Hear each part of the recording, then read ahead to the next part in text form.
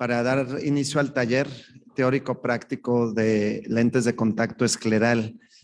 Este es un taller que en verdad ustedes que están aquí y ustedes amigos que nos acompañan en la parte presencial, que no pudieron venir a la parte presencial, pero que ya están tomando el taller desde su casa o vía Zoom. Este día es muy importante porque se van a hablar de las bases un poco teóricas y esto va a dar pie a que cuando estén ya en los talleres prácticos el día de mañana o el sábado, según les haya tocado su inscripción, van a poder usar esto y darle ya aterrizar clínicamente y con pacientes. Fue pensado este taller debido a la creciente necesidad de alternativas o de dar respuesta a pacientes con refracciones altas, atípicas y córneas también con astigmatismos altos o problemas estructurales. Y que definitivamente, si me preguntan, creo que hubo una tendencia hacia el lado quirúrgico en las últimas décadas, y conforme los corneólogos empezaron a ver que a veces esas córneas no era tan buena idea tocarlas de inicio, se empezó a voltear a ver hacia esta excelente opción, que es una opción que simplemente es no invasiva y que provee una buena calidad visual al paciente, ¿no? Entonces, se ha ido desarrollando y prácticamente se puede decir que en México, en general en Latinoamérica, todavía nos falta experiencia como oftalmólogos y optometristas en este tipo de técnicas. Y fue por esto que en el Colegio de Médicos Oftalmólogos de Jalisco planteamos este taller como un proyecto a mediano y largo plazo de talleres teórico-prácticos, porque a veces uno va a escuchar las pláticas y a la hora de que está ya en la consulta con los pacientes, ves que te faltan muchas herramientas para poder realmente aplicar ese conocimiento. Entonces, como con este taller vamos a iniciar una serie de talleres de diferentes áreas, precisamente para ir un poquito más allá en la enseñanza y lograr que este conocimiento lo puedan obtener ya de una forma práctica, y en verdad es un gran diferenciador en toda su práctica, ¿no? Bueno, me presento, yo soy el doctor Axel Orozco Hernández, actual presidente del Colegio de Médicos Oftalmólogos del Estado de Jalisco, y pues a nombre de todo el colegio, de la mesa directiva, pues les damos la bienvenida. Esta es la casa del colegio, es la casa del Colegio de Médicos Oftalmólogos de Jalisco, y es un lugar que abrimos las puertas siempre a todos los profesionales de la salud visual. Y para este taller le pedí a la doctora Saraí Delgado Pelayo, especialista en córnea y cirugía refractiva, que coordinara el mismo taller, y tuvo a bien invitar aquí al buen Arturo, el doctor Arturo Abascal, también especialista en córnea y cirugía refractiva. También ha sido de los pioneros en los últimos años en adaptación de lente de contacto y ha hecho contribuciones importantes. Pues no me queda más que darles la bienvenida a los aquí presentes y a los que están en casa tomando esta parte, y en verdad que no van a salir más que maravillados de todo lo que se les tiene preparado. Y pues bueno, le cedo la palabra a la coordinadora, la doctora Saraí. Saraí, Arturo, bienvenidos, pues están en casa. Gracias. Buenas tardes tengan todos ustedes. Primero, pues les agradezco haberse tomado el tiempo para estar en esta plática, los que vinieron de forma presencial y también los que están vía Zoom. Para los que no me conocen, bueno, pues yo soy especialista en córnea, cirugía refractiva, egresada de la ceguera, y actualmente me encuentro adscrita en córnea en la clínica de retina.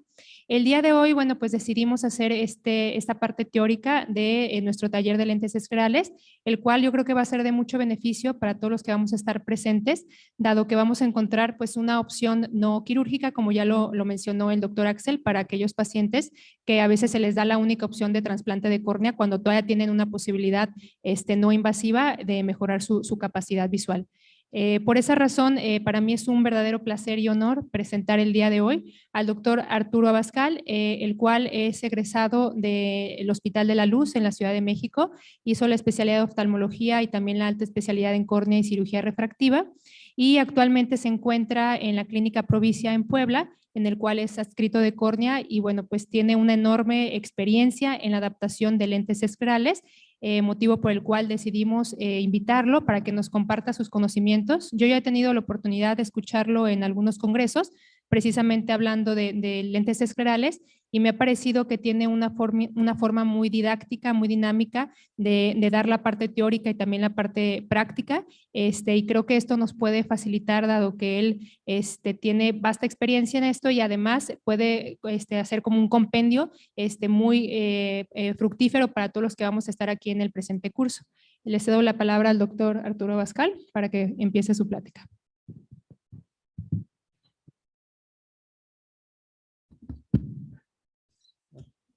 Agradezco al doctor Axel y a la doctora Saraí y bueno, al Colegio de Médicos de Oftalmólogos de Jalisco, la oportunidad de estar aquí y compartir un poco de lo que he ido conociendo a través de los años. Voy a poner la presentación.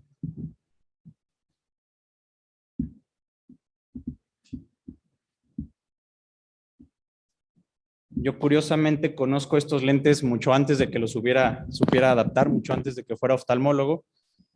Tuve un tío que tuvo síndrome de Steven Johnson y durante muchos años, después de muchos procedimientos quirúrgicos, la superficie ocular estaba bastante hecha a pedazos.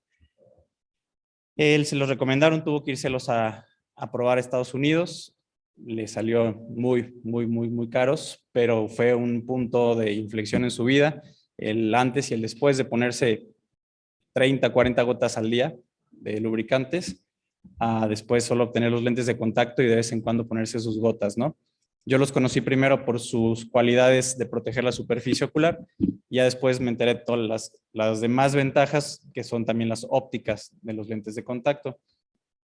La idea del día de hoy es que platiquemos primero qué son un poquito los lentes esclerales, conocerlos, cuáles son las indicaciones para los pacientes.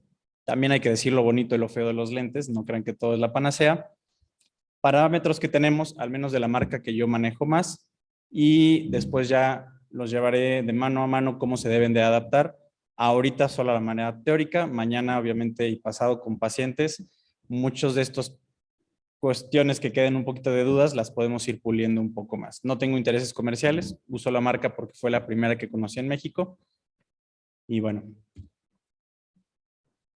me gusta ser un poco didáctico. Por ejemplo, tuve una paciente de 29 años que ella era muy miope. Toda la vida utilizado lentes de aéreos y después de contacto y básicamente estaba pegada desde los 14 años con un sobreuso. Entonces la paciente decía que ya no le servían como antes y además tenía ya intolerancia. Se los ponía y aunque se pusiera un poco de lubricantes, la paciente ya sentía bastante incomodidad tras 8 horas de uso. Recordemos que muchas veces los lentes blandos nos pueden dar lo que antes se llamaba una conjuntivitis alérgica, que es papilar gigante. Ahora ya la queremos sacar de ser las alérgicas porque es un trauma mecánico. Y esta es la refracción que medio pude sacar. Ya no me alcanzaba el foróptor, tuve que empezar a utilizar más lentes de la caja de pruebas. Y pues bueno, tenía aproximado 24 en cada ojo, ¿no? Algo que sorprendía era que en el fondo de ojo no tenía un fondo de ojo típico de paciente tan miope. El fondo estaba un poco coroideo, pero no había un estafiloma para tener 24 de miopía. Con sus lentes blandos, por cierto, llegaba a un 20/50 y un 20/60. Entonces, los lentes esclerales los ve el paciente y hace los ojos grandes. Le digo que bueno que sí los puede ser grandes y va a poder entrar el lente, porque son lentes bastante grandes. Son de unos diámetros que sobrepasen el diámetro de la córnea.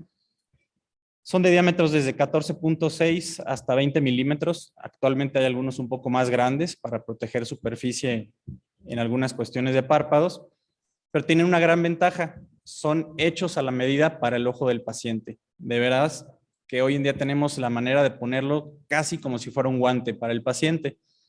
Son altamente permeables al gas y descansan en la esclera, lo cual es una gran ventaja porque a diferencia de la córnea que tiene mucha sensibilidad, la esclera tolera muchísimo más. Entonces, se le hace a veces difícil al paciente entender cómo que, voy a poner el puntero, cómo es posible que este lente sea mucho más cómodo que que este lente tan pequeñito que está aquí. Pero bueno, ahorita hablaremos de sus propiedades. Entonces, es un lente que solamente se apoya en la esclera y de hecho su propiedad más importante es no tocar la córnea. Aquí tenemos, por ejemplo, un paciente quizás con un queratocono, con la córnea toda con astigmatismo irregular, y al poner un lente de contacto, lo que hacemos es que la luz llegue solamente directo otra vez a una superficie uniforme, y dentro del lente lo vamos a llenar de una solución. Después platicaremos qué tipo de solución, pero esto hace un vendaje líquido, hace una lente acuosa, entonces absorbe todas las aberraciones corneales y el paciente tiene ya un ojo húmedo, el paciente tiene comodidad por donde se descansa este lente y bastante saludable. Aquí podemos ver en un esquema cómo se ve el lente escleral, aquí el reservorio líquido y la córnea, que aunque tenga diferentes formas, si esté oblata, si esté lo que sea, ya solamente formamos un sistema y el paciente va a tener buena visión. Y con lámpara de hendidura podemos observar la primera luz, que es el lente de contacto escleral, después un vacío que equivaldría a la solución y la córnea de la paciente. Entonces, ya la luz se va a enfrentar a una superficie regular, entonces proporciona una visión bastante clara y nítida. Se adapta debajo de los párpados. No sé si a alguien le ha tocado ver que los lentes rígidos permeables al gas, muy a la larga, a muchos pacientes les causan ptosis porque van desinsertando la aponeurosis. No se ha comprobado que lo hagan porque de hecho el párpado descansa por arriba. Entonces, los pacientes, otra cosa que se sorprenden es que dicen, tengo los ojos un poquito más abiertos y es por el gran diámetro y por la bóveda que tiene el lente. Entonces, esto hace que estén cómodos y que estén estables. Forman, le digo al paciente, como una ventosa. Siempre le digo a los pacientes que es como con las ventosas que colgamos las cosas ahí en el baño y en la regadera. Entonces, si me preguntan que si es como sus anteriores rígidos, que al parpadeo o tantito rascarse se pueden botar, estos lentes no. Y tienen una alta permeabilidad al oxígeno. Dependiendo lo que necesite mi paciente, puedo elegir DKs de 100 hasta 141 por el momento. Entonces, no importa qué fabricante elijamos, todos los lentes siempre van a tener estas tres zonas. La más fácil, de hecho, es la zona central, que se llama zona óptica. La zona de transición o zona limbal tenemos que poner un poquito de atención, porque si esta zona comprime mucho el limbo, las células madre del limbo van a sufrir bastante, y eso realmente no lo queremos. Y en donde está la cereza del pastel, donde tenemos que ser muy buenos, y ahí nos diferenciamos entre buenos o tener menos o más experiencia, es en la zona de apoyo, porque aquí es donde el paciente sí se nos va a quejar de las molestias, ¿de acuerdo? Si está muy apretado, va a decir que le duele al quitárselo. Si está muy suelto, cada parpadeo va a sentir el cuerpo extraño. Entonces, realmente, en las quejas de los pacientes, cuando nos toca revisarle su adaptación después de algún tiempo, casi siempre es en esta zona, en la zona de apoyo. La zona óptico central es la que logra el efecto óptico deseado. El fabricante nos deja que lo hagamos en forma esférica o lo hagamos en forma esférica. Podemos incluso ponerle toricidad anterior, entonces podemos lograr quitar astigmatismos bastante altos, ¿no? La zona de transición hace que la lente permanezca separado de la córnea y del limbo para poder dejar que se oxigenen estas células madre limbales. Y la zona de apoyo escleral, como les había mencionado, se debe distribuir uniformemente la presión de la zona de apoyo. Hablaremos un poquito después de esto, pero ya sea que lo veamos con la lámpara de hendidura, tenemos que ver que no haya compresión de los vasos. Vemos que aquí no se corta la circulación, pero tampoco que esté levantado. Y si usáramos el OCT, que es para mí la manera favorita de adaptarlos, tenemos que ver que haya una alineación bastante paralela, sin que el lente esté apretando bastante o sin que se encuentre levantado. Entonces, la clasificación de los esclerales, que esto realmente para el taller no cobra importancia, pero tenemos los corneoesclerales, no los usamos realmente. Los semiesclerales, que son de los que más se utilizan, entre semiescleral y miescleral, y los esclerales puros, que son para pacientes con quizás mal cierre del párpado, con lobomas de párpado o alguna cuestión que haya tenido tumoral que se los hayan tenido que quitar. Ahí sí usamos diámetros bastante grandes, pero por lo general estamos entre el semiescleral de 14.9 y los minesclerales. Aquí tenemos las medidas. Recordemos, por ejemplo, un corneal blando miden aproximadamente 14.9 milímetros de diámetro, entonces se parecen, pero estos van a tener una bóveda. Otra cosa con la que me encanta y podemos jugar bastante es que podemos hacerlos solamente esféricos, pudiéramos hacerlos tóricos, pudiéramos hacerlos bifocales, que por el momento y mañana veremos no lo recomiendo tanto. Ya bastante logro es hacer que el paciente de cono tenga un 20-25 de lejos, 20-20 de lejos. Y bueno, se me hace un poquito ya demasiado ponerle un bifocal. Podemos hacer diseños con algunos recortes. Vean este paciente quizás aquí con una pingüécula o este paciente que tiene un tubo de una válvula de Ahmed. Yo puedo hacer que en el diseño en esa zona hagan un nodo para que no lo esté apretando bastante.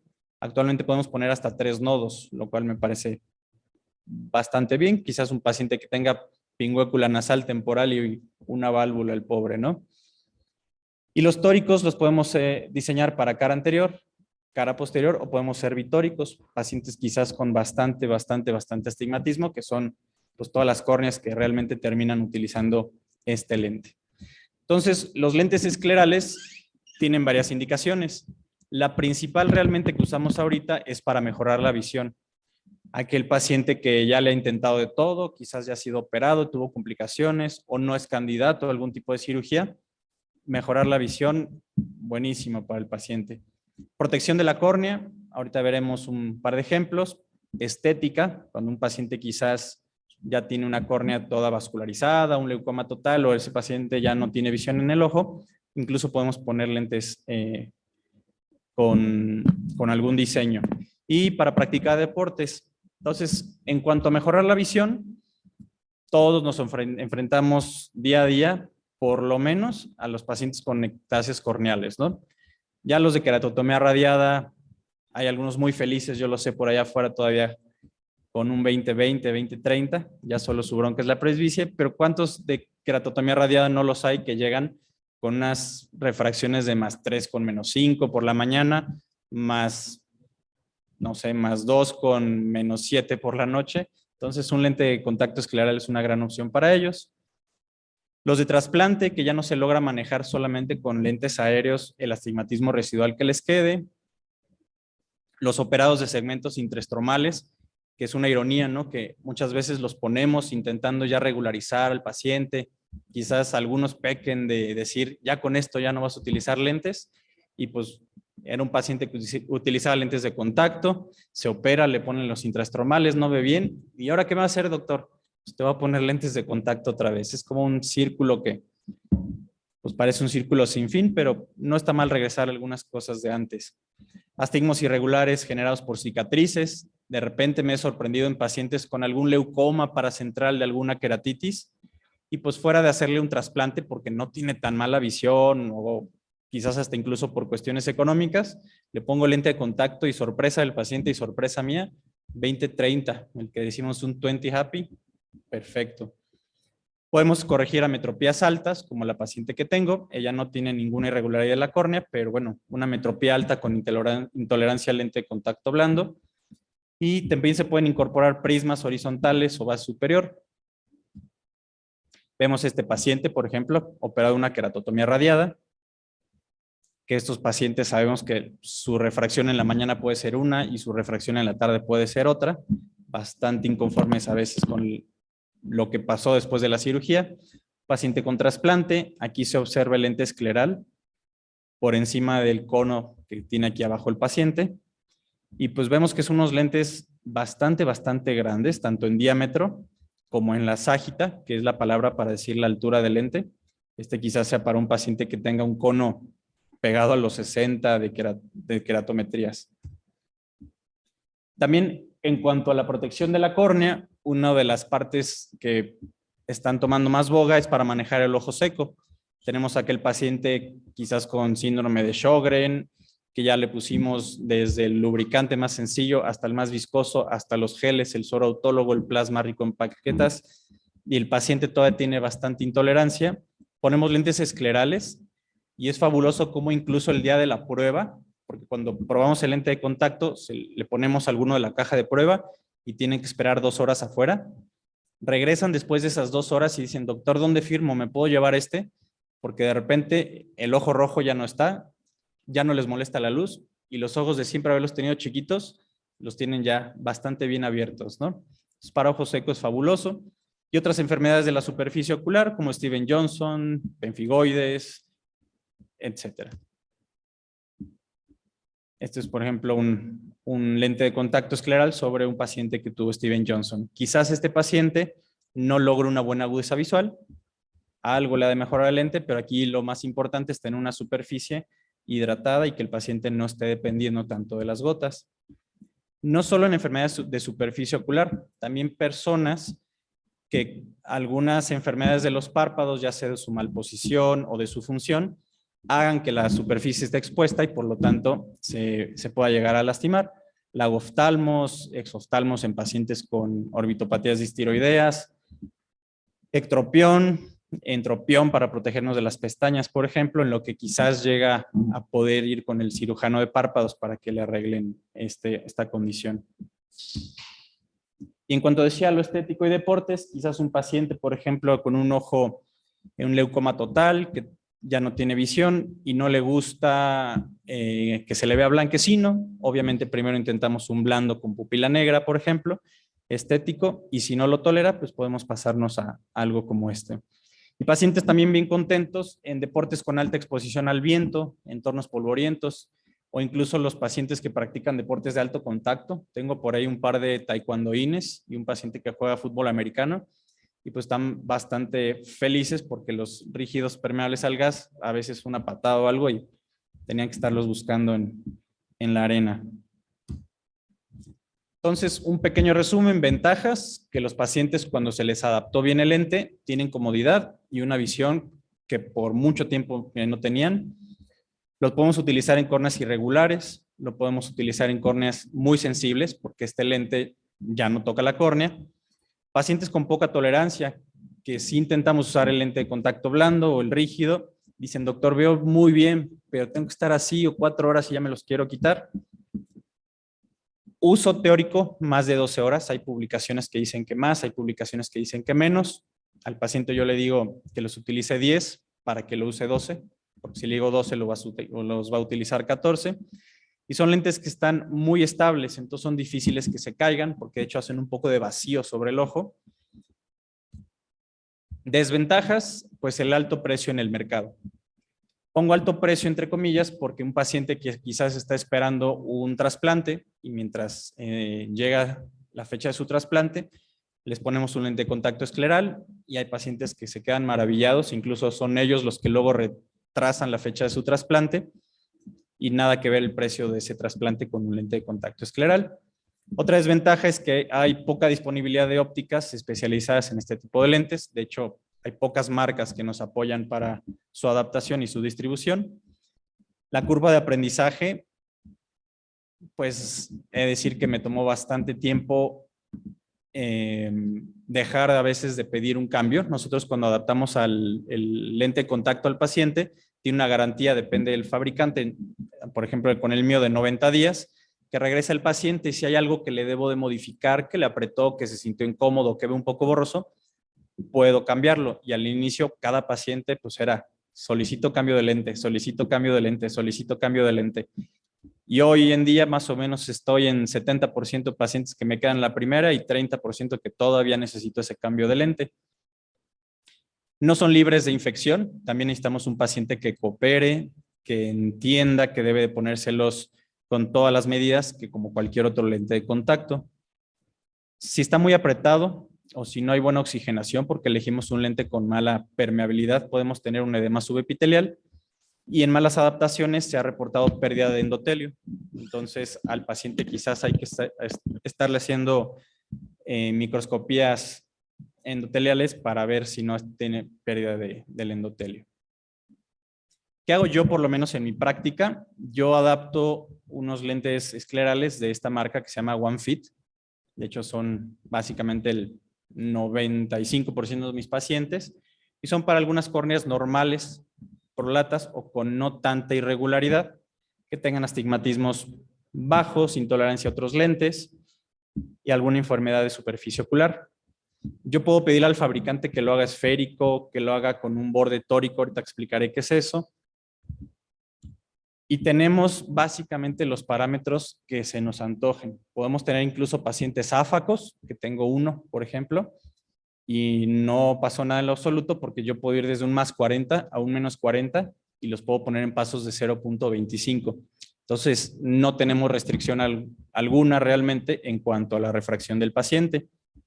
Cilindros podemos manejar desde 0.50 hasta -6 en pasos de 0.25, aunque lo ideal es que no nos quede un cilindro residual después de poner un lente.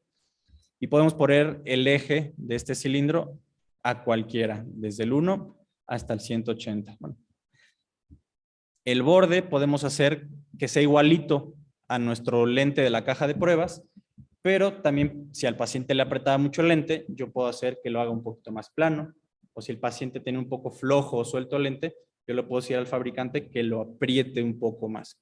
Y mejor aún, puedo decir que le apriete un poco en esta parte temporal, que le suelte en la parte superior, que lo apriete un poco más en la nasal y que la inferior no se la mueva porque ahí sí estaba bien adaptado. O sea, es un guante realmente lo que le estamos poniendo al paciente. Y podemos hacer incluso diseños oblatos, que los mencionaré al ratito, que son sobre todo los pacientes que tuvieron algún LASIK miópico o pacientes con queratotomías radiadas, que sus córneas ya no son redondas, sino que son una meseta. Van así, se ponen planas y bajan, ¿no? Esta paciente le puse unos lentes de contacto esclerales tipo OneFit, el normalito, y ella me alcanzó una visión 20/20 monocular, y todavía, bueno, hasta para presumir un poquito más, le pusimos el 20/20 y del 20/15 le dio 2 letras. Entonces era una paciente que estaba muy contenta con su adaptación y vemos cómo aquí el lente no comprime los vasos, el ojo no lo tiene irritado. Entonces, paciente bastante cómoda y que, por cierto, su papilar gigante disminuyó considerablemente. Aquí con un OCT vemos cómo se encuentra el lente de contacto escleral, que por cierto es más grueso aquí porque es un lente para una miopía bastante alta.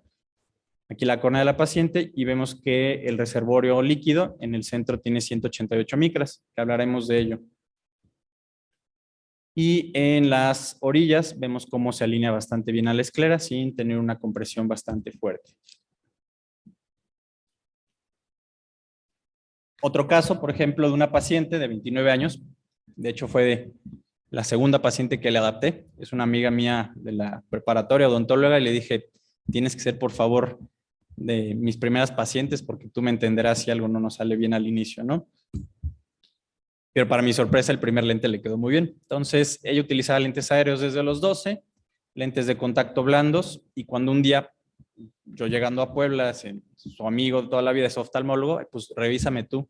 Y le doy la noticia de que pues, no ves tan bien con tus blandos porque lo que tienes es un queratocono. Y desde que llega, observo que tiene un queratocono bastante pronunciado.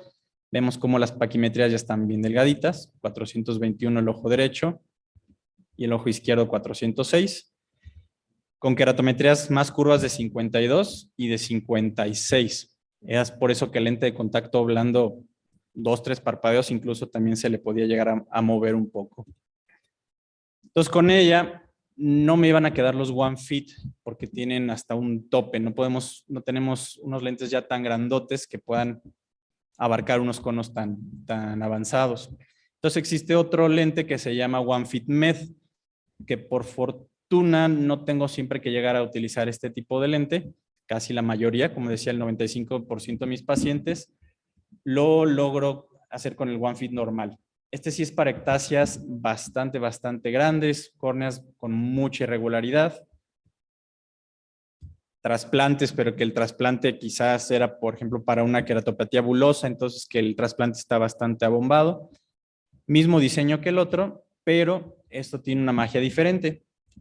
Además de poder cambiarle el borde más apretado o menos apretado y de poderle cambiar si es un lente más grande o más pequeño, yo puedo modificar también estas zonas. Yo puedo decir que aquí en la parte media se separe más de la córnea quizás, o se acerque más a la córnea, igual que en el limbo e igual que en el borde. Y si tenemos un OCT incluso mejor, porque lo podemos pedir incluso en micras, yo puedo decir, ¿sabes qué? A este paciente el lente le está apretando en esta zona nasal, quiero que lo levantes 150 micras. Y eso es lo que va a hacer el proveedor. Y entonces, todavía un poquito más guantes que incluso el lente anterior.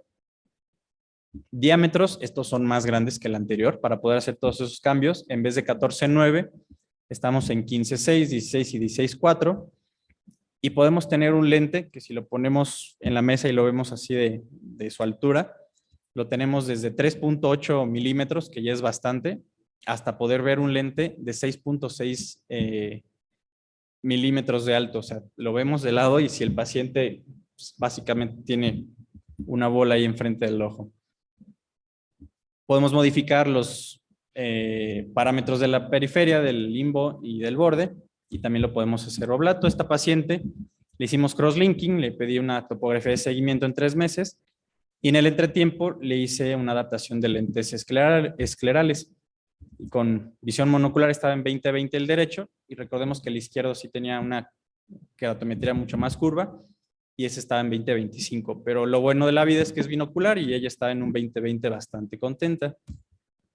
De hecho, hace 2-3 meses acaba de regresar por su cambio de lente, porque le duró 3 años. Yo los empecé a adaptar en el 2018.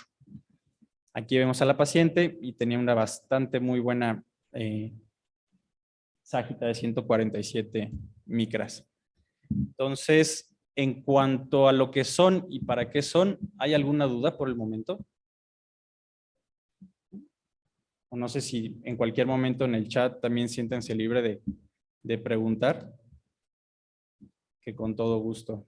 Voy a pasar ahora sí a cómo es que le hacemos para adaptarlos.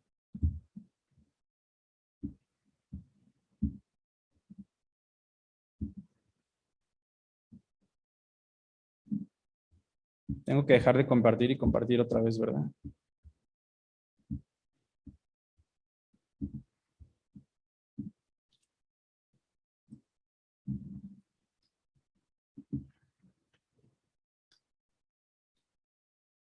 Muy bien.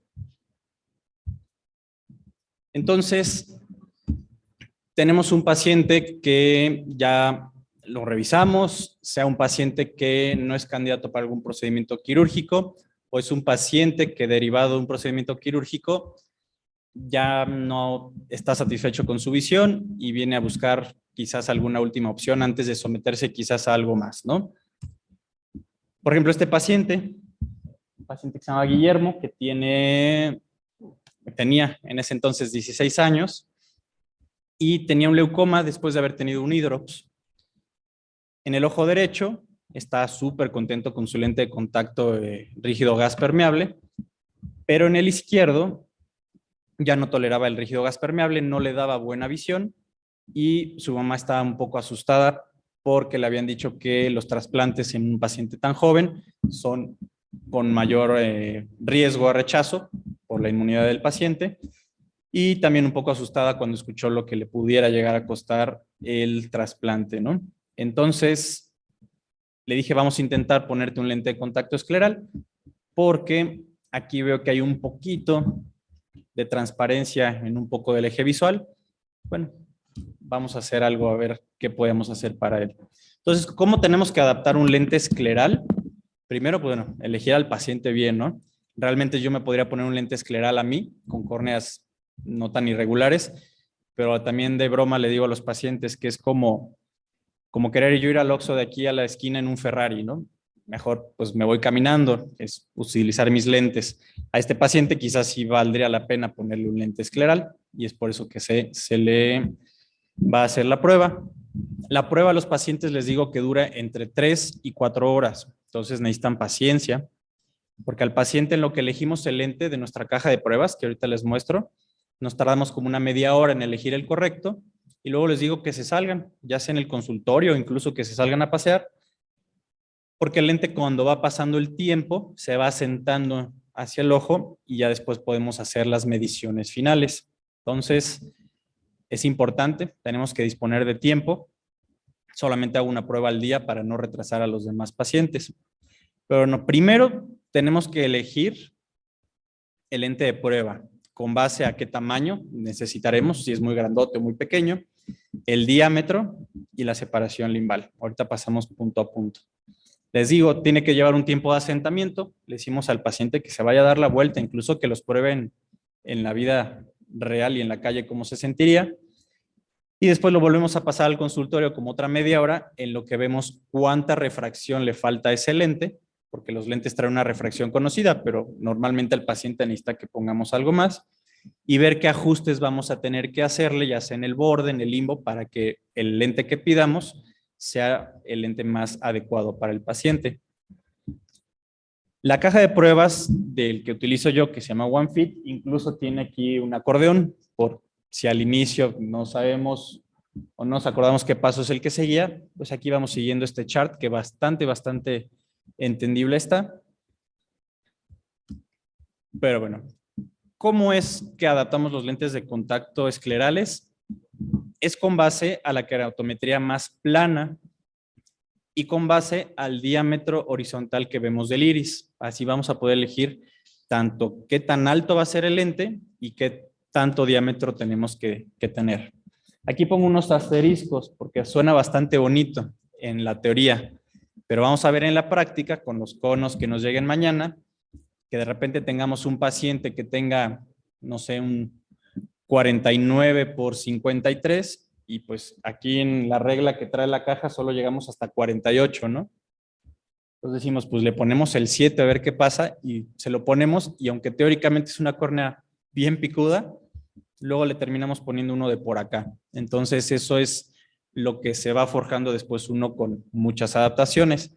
Pero por ejemplo, para la paciente de la miopía, si ella tenía una keratometría de 45, perfectamente le iba a quedar este lente, ¿no? Casi sin tener que hacer cambio. Y nuestros lentes de contacto en la caja de prueba vienen así. La curva base, porque estos los medimos en curva base. ¿Qué poder tiene este lente? Es un poder conocido para ya después hacer los cálculos con la sobrerefracción. ¿Qué diámetro y qué espesor central tiene? ¿De acuerdo? Entre menor es el espesor, tenemos mejor permeabilidad al oxígeno. Entonces hay que intentar en la gran mayoría de veces que sea de un espesor menor. Así viene la caja de pruebas. Tenemos unas curvas bases en la caja base, desde 7 hasta 8.6. Actualmente ya salió una caja de extensión que se llama para córneas todavía más curvas, por fortuna, que ya podemos abarcar desde curvas bases de 6 hasta 6.9. Entonces aquí ya logro abarcar a veces estos conos de 59, 60, 61 de keratometrías, ¿no?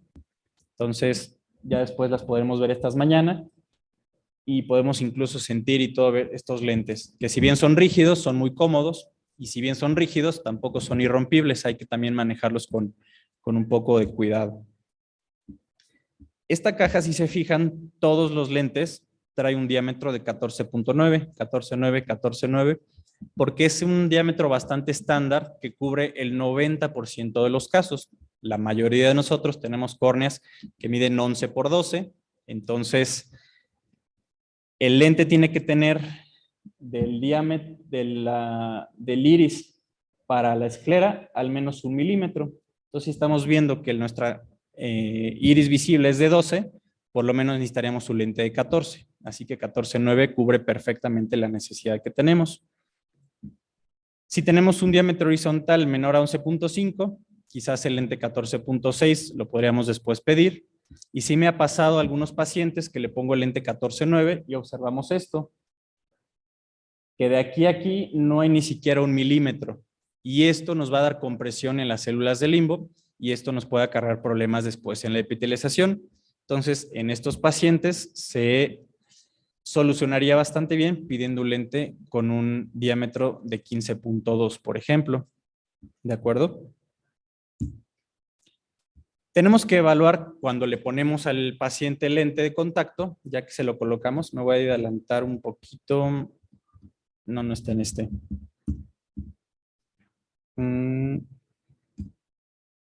Aquí está. Al colocarlo, tenemos que obtener una separación de 250 a 275 micras aproximadamente sobre el punto de mayor elevación corneal. Y hay dos técnicas.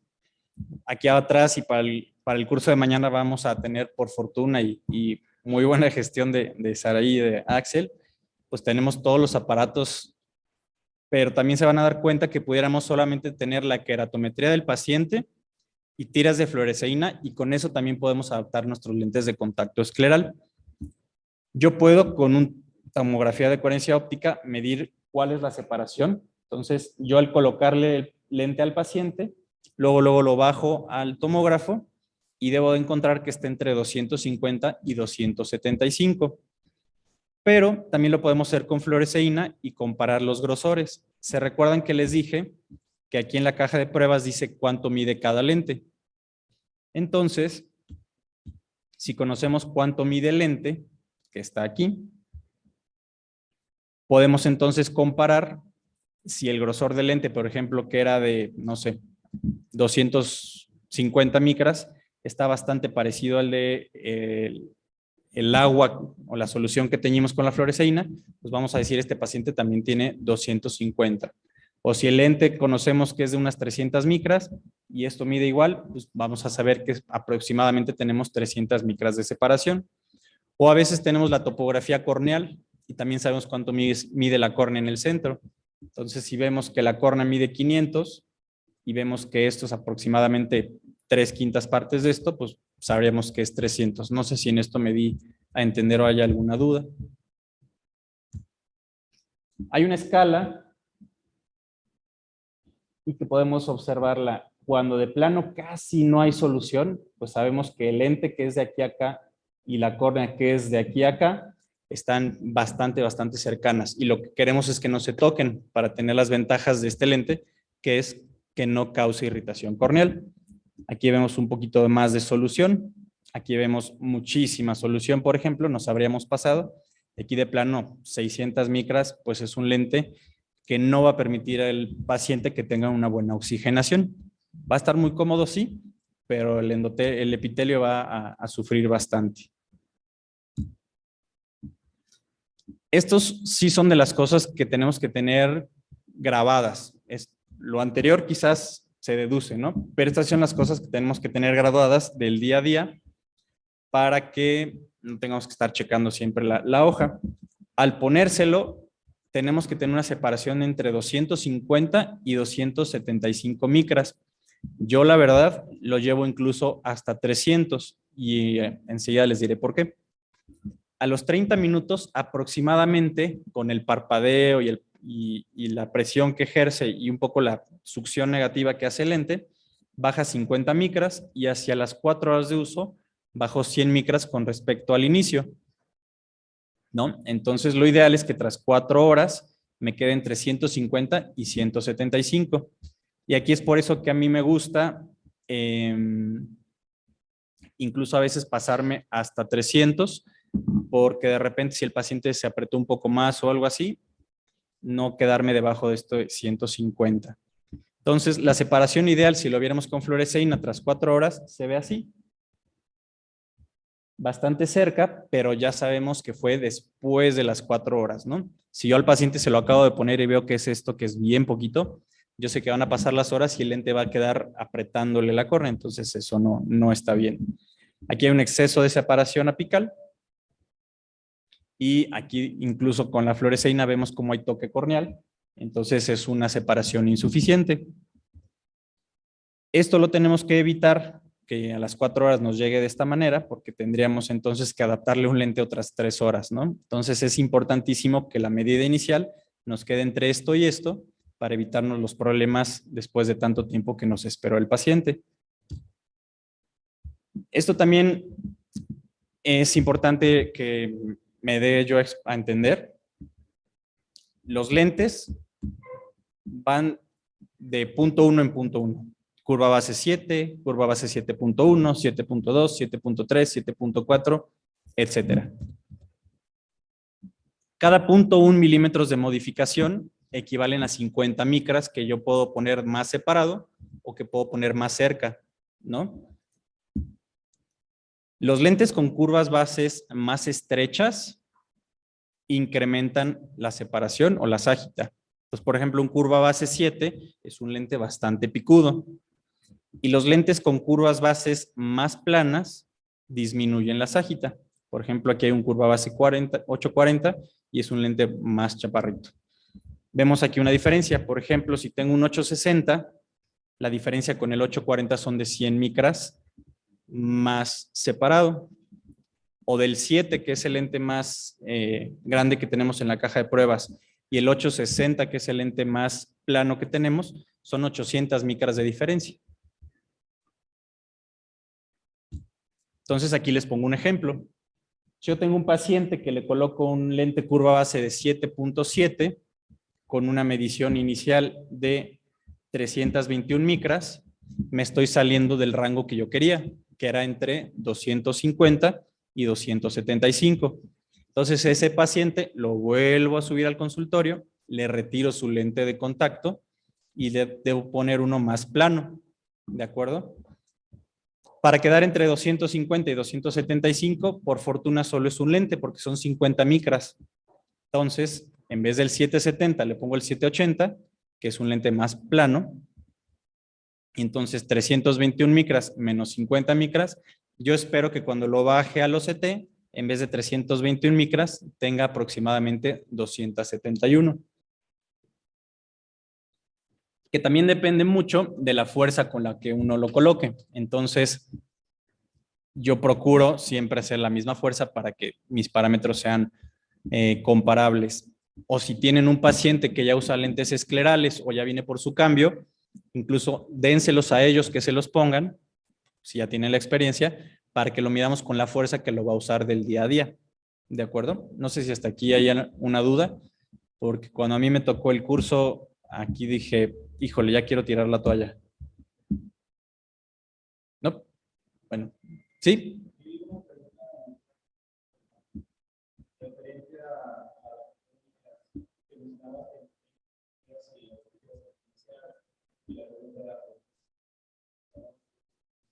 Sí. Hay una hipoxia que, debido a que la córnea, su oxigenación depende sobre todo de el oxígeno circundando en el aire y su metabolismo depende de la glucosa que está en el humor acuoso. Entonces, si tenemos, aunque tengamos un lente con una permeabilidad de 140, si tenemos una película líquida de arriba de 300, la córnea, el epitelio tiende a hincharse. Entonces, va de la mano con la oxigenación. De hecho, hay algunos artículos nuevos que refieren que entre el lente y la película no debería ser más de 300 micras. Entonces, se me hace a mí bastante difícil eso porque hay lentes de 220 micras y queremos dejar un lente en adaptación adecuada de 150, ya se pasa de esas 300. Entonces, un poquito ahí contradictorio la información. ¿Sí?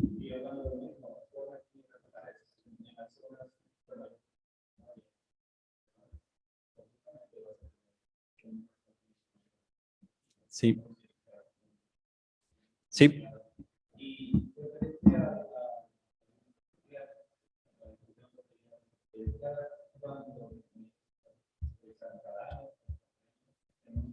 Realmente es anual, pero yo me lo reservo a la edad del usuario. Si mi usuario es quizás arriba de 40 años, sí se lo hago anual. Si es un joven debajo de eso, se lo hago cada 2 años.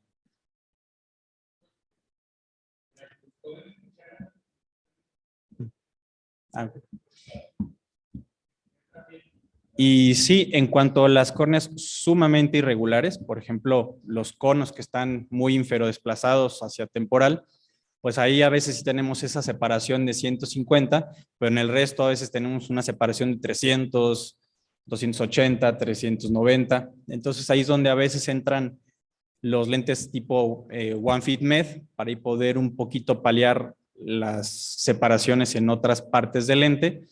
Y ahorita en otros lados, como en Estados Unidos, se está utilizando uno que se llama el iPrint Pro, que es un lente de contacto escleral que, como los odontólogos, se les pone una plastilina en los ojos, lo quitan y con ese molde mandan a hacer un lente de contacto impreso en 3D, que entonces en todos los, dicen en inglés ellos, every hill and valley, que todas las incomodidades que tenga el paciente las va simulando el lente. Entonces en todos lados tiene la separación necesaria para que esos ojos no sufran.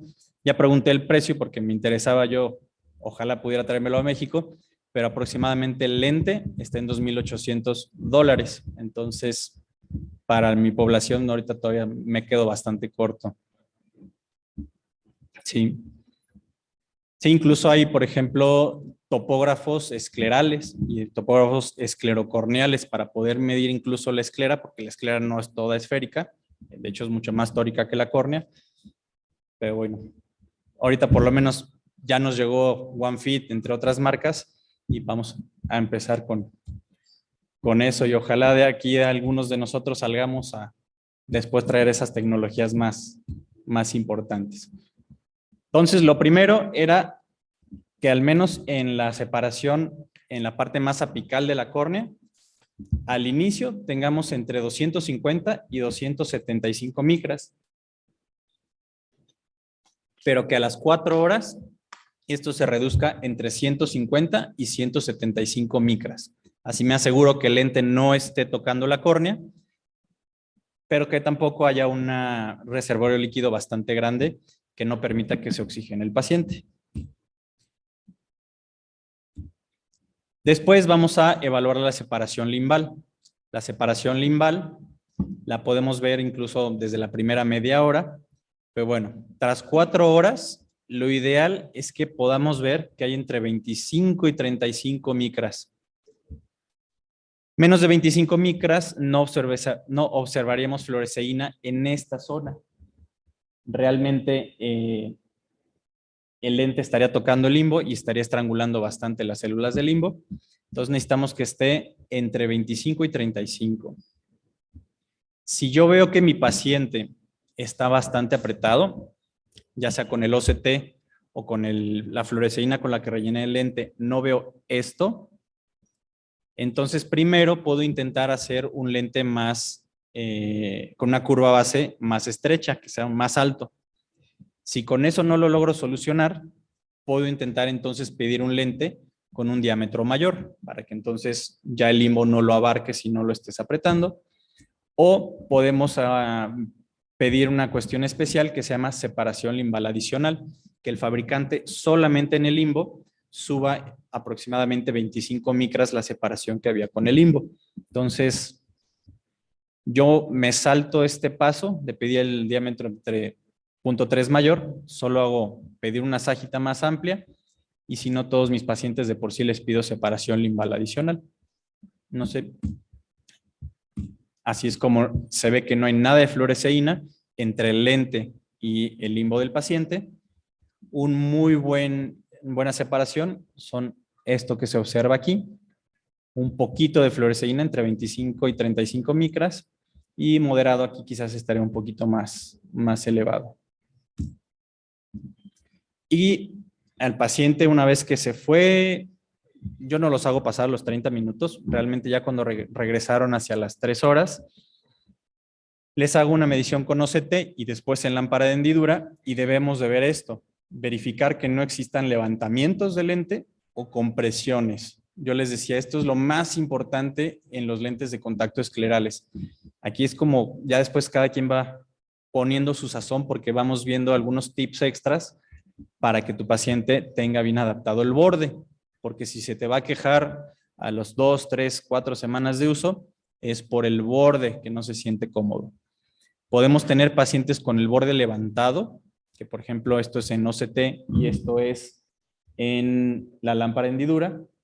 Podemos tener pacientes con el borde bastante apretado. Vean cómo aquí pellizca un poco la conjuntiva, que tenemos desde un poco apretado, severo, o incluso que nos causa una isquemia. Aquí vemos cómo se interrumpen apenas un poquito los vasos. Aquí vemos cómo de plano este vaso se interrumpe, toda esta parte se hace un gran blanqueamiento, o en esta parte mucho más amplia porque el toque es en una mayor zona.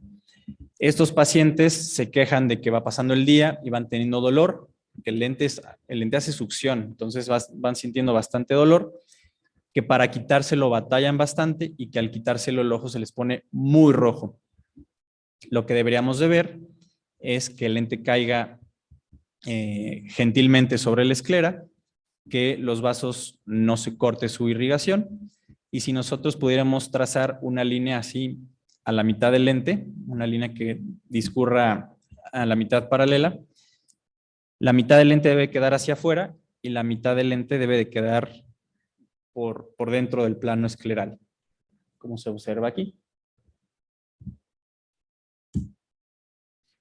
Podemos realizar una prueba que se llama push-in, que también se hace en otro tipo de lentes de contacto. Nosotros deberíamos de poderlo mover entre 0.5 y 1 milímetro, que el lente tenga un poquito de movimiento. Eso es bueno para que sepamos que no está apretado. Pero si no tiene desplazamiento o si de plano ya vemos toda esta compresión, ya nos está viendo la... ¿No se ve la presentación? La vuelvo a poner. Alguien puso aquí, creo que ya nos está compartiendo la presentación. Sí.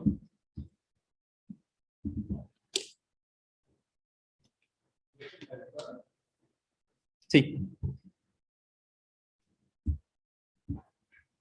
Espero que ya se esté viendo.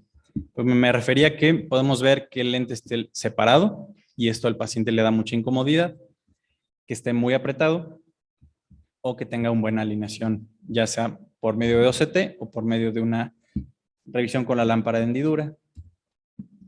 Entonces, si el lente, realizamos la prueba de push-in y se mueve 0.5, 1 milímetro, está excelente porque el paciente va a tener comodidad. Pero si tocamos el lente y no lo podemos mover para ningún lado, incluso vemos que está ahí la compresión, que los vasos ya se cortó su lumen, entonces podemos decir que hay compresión del borde. Yo ya después al proveedor le diría, ¿sabes qué? Ese borde, hazlo un poco más plano, sepáralo un poco más de la esclera, ya sea plano 1, plano 2, de hecho ya hay plano 3.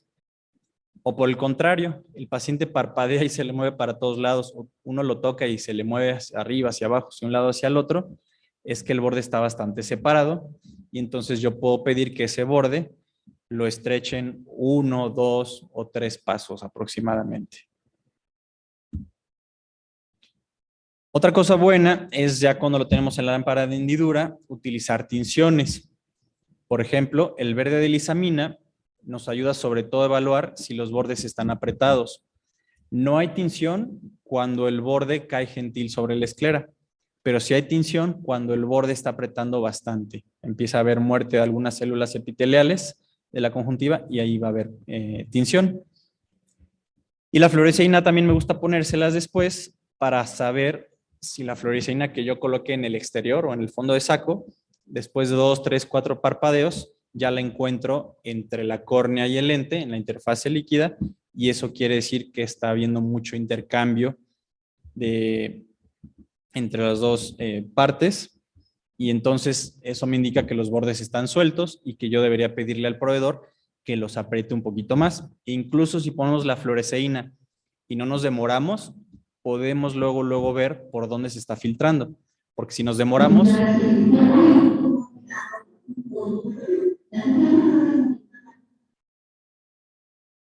Ok.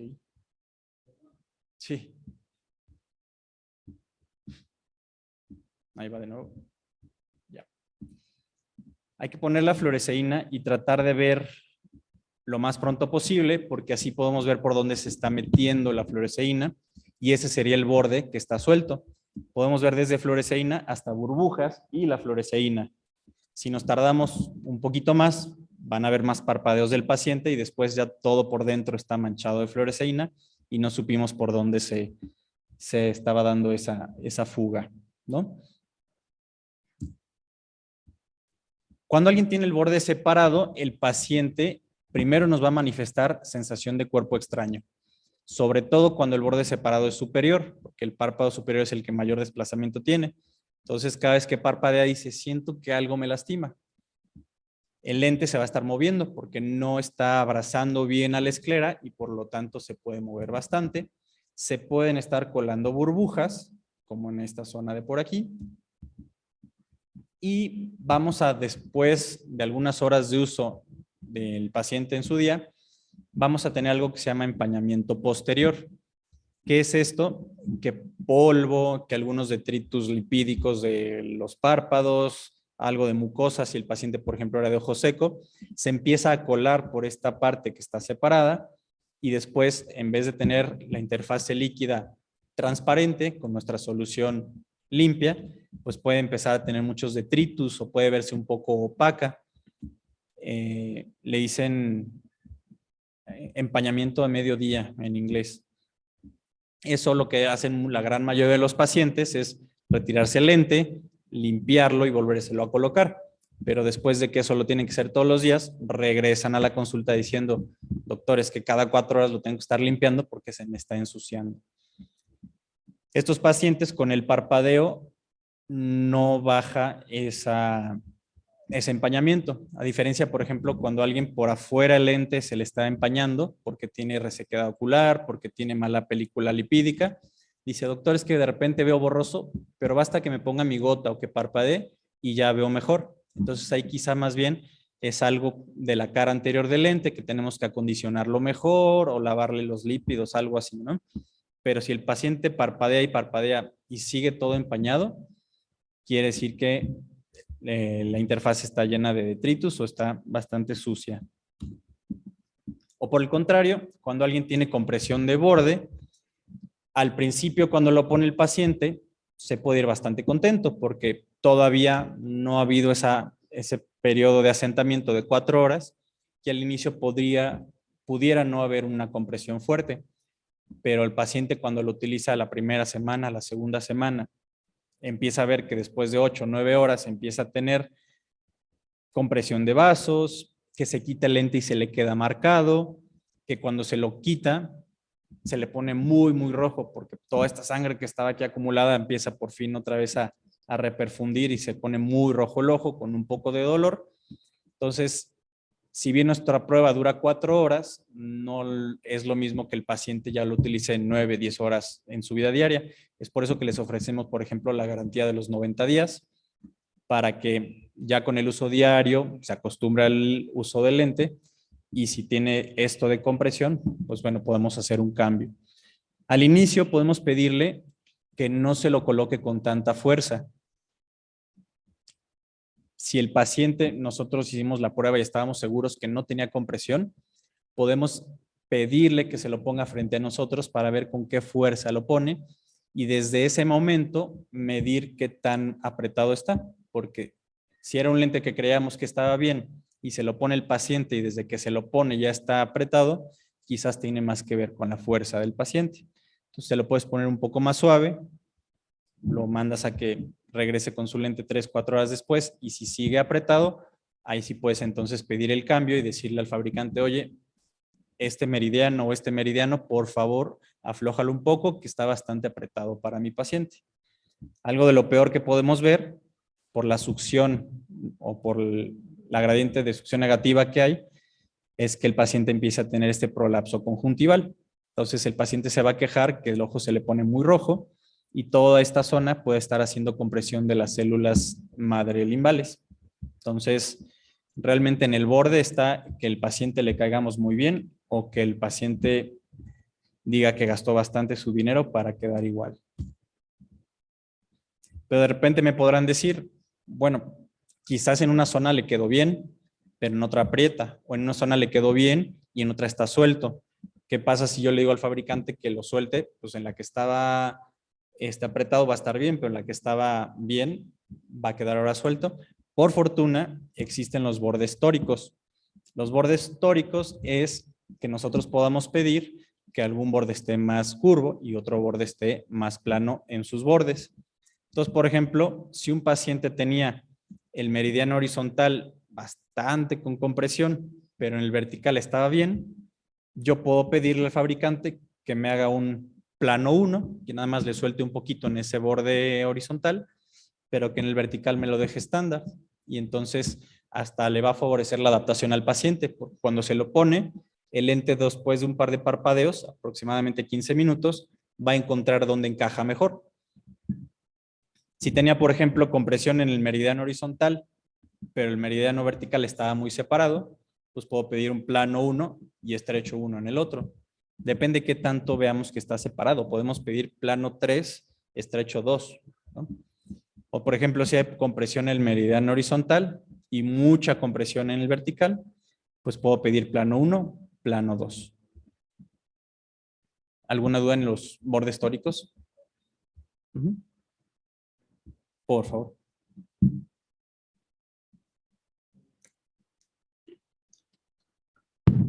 Es una duda más que nada de lo que hablabas del libramiento limbar. Ajá.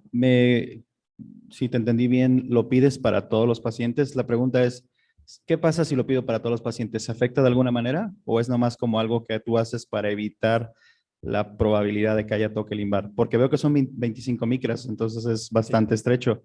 Como dices tú, si el paciente se lo coloca muy fuerte o algo, pues puede haber zonas de toque, ¿no? Sí, sí, llegué a ver un momento en que estaba pidiendo bastantes cambios porque pacientes tras paciente me llegaban con el limbo bastante apretado y me volvió a mí una costumbre y bueno, viendo, pero de consejo de experto, no en una publicación seria, que decía yo a todos les pido separación limbal adicional, 25 micras más, no vas a crear una hipoxia de las células limbales, pero 25 micras de menos sí te las van a estar apretando. Entonces, a todos yo ya les pido separación limbal adicional.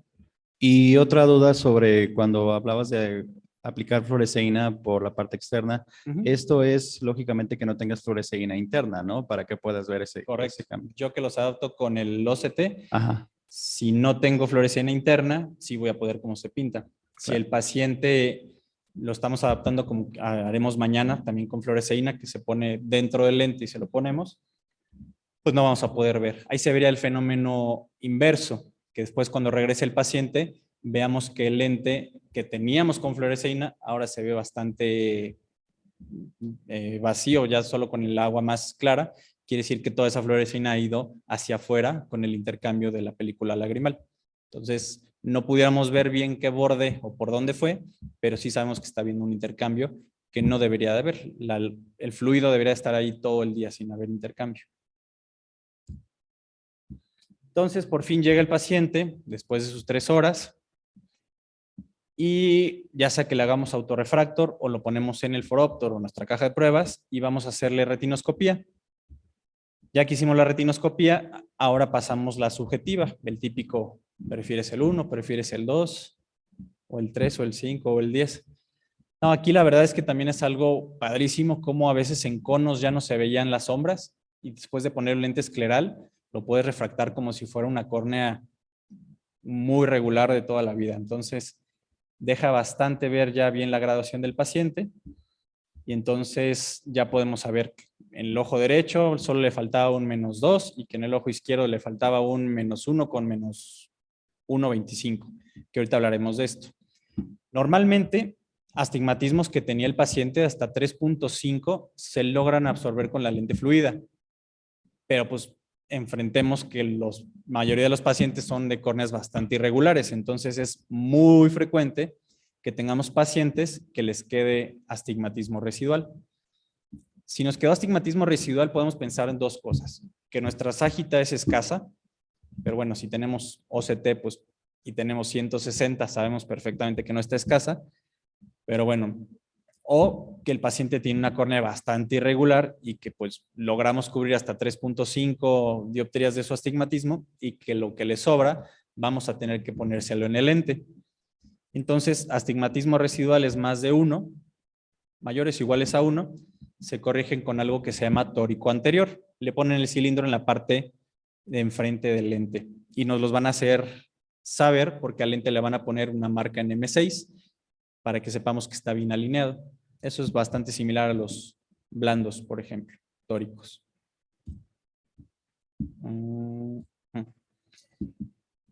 Esta empresa nos ofrece herramientas de compensación, ya sea para el lente escleral OneFit, y ahorita hablaremos del OneFit Med, en el cual voy aquí, le damos clic y observamos que nos dice qué lente estamos colocando.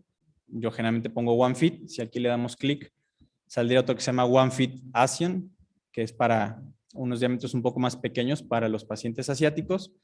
Y aquí en el número 2 vamos a poner los parámetros del lente de contacto que nosotros teníamos en la caja de pruebas. Si a mi paciente le puse un 770, entonces aquí voy a poner 770. Y en la caja de pruebas dice que era prolato, pongo prolato. Si el lente era de 14.9, pongo 14.9, perdón. Y el poder de -2. Entonces pongo el lente que está en la caja de pruebas. Y después veo yo lo que quisiera yo modificarle. Supongamos que puse el 7.7 y pasaron las 4 horas y mi paciente todavía tiene una separación de 215, que para mí está un poco separada. Entonces, en vez de tener que hacerle una prueba de otras 4 horas cambiándole el lente, yo al fabricante le voy a decir, ¿sabes qué? A él le hubiera quedado mejor un 7.8, porque baja 50 micras, porque es un lente más plano. No le quiero cambiar oblato, no le quiero cambiar el diámetro porque el 14.9 le quedó excelente. Y mi sobrerefracción fue de 2.50, menos 2.50. Y ya, uno le pone aquí calcular y de hecho este es el lente que nosotros le tenemos que decir al proveedor que tenemos que pedirle. Vamos a pedir curva base 7.8, que sea prolato, de 14.9 y de poder menos 3.87. Algo que no sale aquí son dos cosas. Si necesitamos astigmatismo y los bordes. Los bordes, estos ya los vimos viendo las esquinas o los 4 cuadrantes, y entonces ya en su hoja de pedido van a decir plano 1, plano 3, y si le sobró astigmatismo, nada más lo agregamos. En el caso, por ejemplo, que el paciente su sobrerefracción hubiera sido menos 250 con menos 150 por 180, aquí solamente pongo la esfera, y a este poder final ya nada más agrego el astigmatismo que nos faltaba para el paciente. Esta es bastante intuitiva, ya sea del OneFit normal o del OneFit Med, que ahorita voy a mencionar. Pero sí, saber que no existe aquí astigmatismo, no existe aquí el material que quieres pedir y no existe aquí los bordes. Materiales son 4 materiales, es para poder tener desde un DK de 100 hasta un DK de 141. Que generalmente es el que más pido, se llama Boston XO2, es el que tiene más transmisión al oxígeno. Tenemos otro tipo de córneas, como son los pacientes con queratotomía radiada, con posoperados de LASIK, algunos pacientes quizás con algún leucoma que les aplana bastante la córnea, y son córneas que si nosotros solo nos guiamos por la separación central, pudiéramos nosotros aquí medir y decir, pues aquí hay, al recién colocarlo 275 micras, se ve excelente. Pero en estos pacientes también tengan un poquito la curiosidad de irse a la periferia, porque hay veces que toda la periferia está apretada y solamente en ese centro es donde sí se separa, porque la córnea en el centro es toda plana como meseta. Entonces también pensaron en esto y se inventó un lente de contacto escleral que se llama oblato, que en el mero centro nada más, o sea, todo empieza muy bien con la curvatura del lente que hubiéramos pedido, pero que solamente en el centro baja las micras que queramos pedir, que hay de restarle 70, restarle 110, restarle 150, 190 y actualmente hasta 230.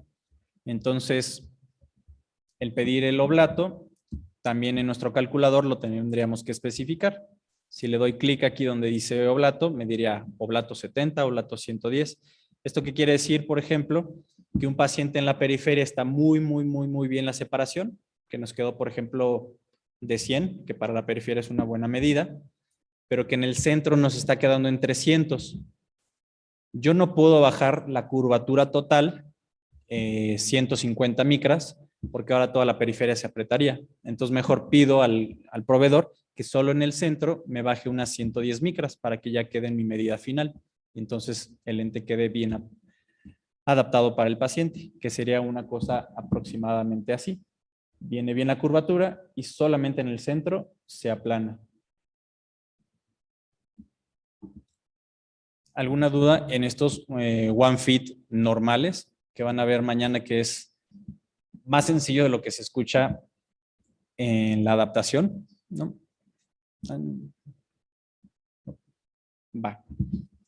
En cuanto a los One Fit Med, que son los que les mencionaba que son para córneas todavía más irregulares, que ya el One Fit normal no logra cubrir, que aquí como colación nos acaban de sacar la extensión de la caja de pruebas, entonces todavía uso menos ahora el One Fit Med, pero bueno, cambios, en vez de tener curvas base, tenemos micras. Aquí puedo exactamente decirle al proveedor, sabes que sepáralo 4,000 micras, sepáralo 4,500, 6,200, 6,250. Tenemos una gran versatilidad con este lente.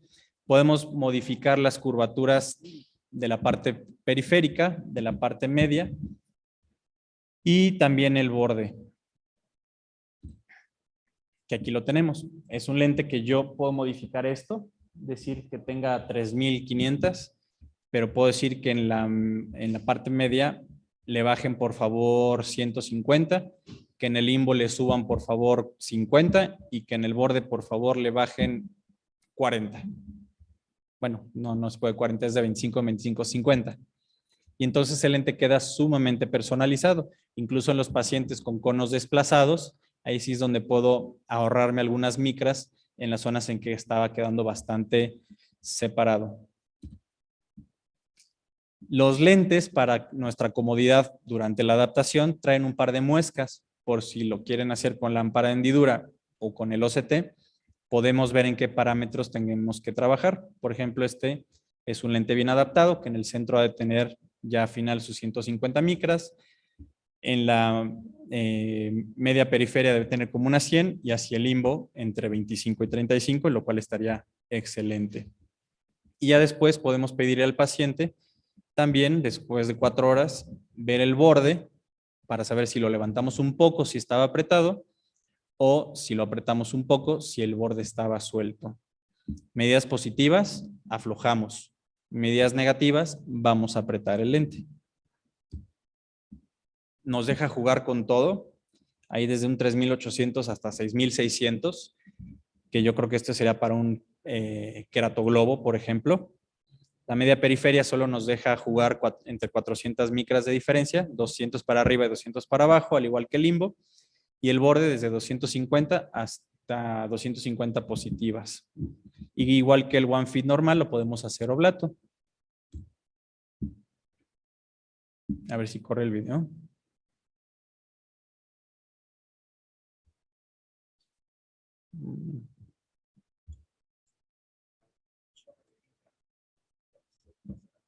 ¿Pasó el sonido?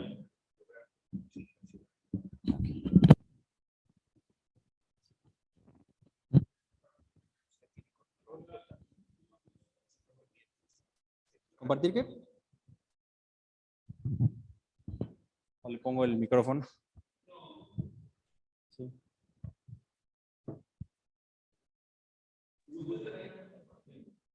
Ajá.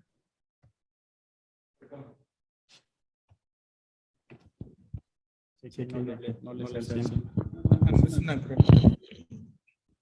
Ay, cada día estoy más gordito. La cámara. No, se supone aquí me pone compartir sonido. Ajá. Y ya con eso sale el sonido todo esto. ¿Es este?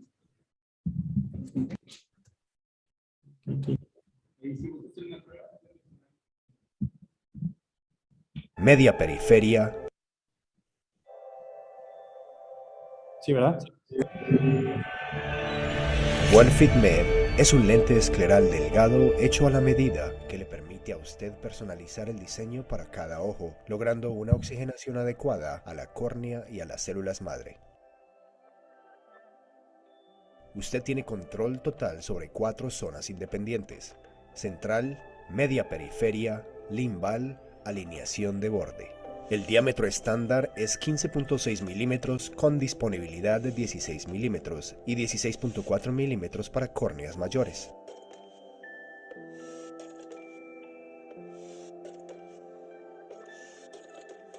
La sencilla herramienta de cálculo le ayuda a determinar los parámetros finales del lente y le muestra una simulación gráfica del nuevo lente que usted diseñó.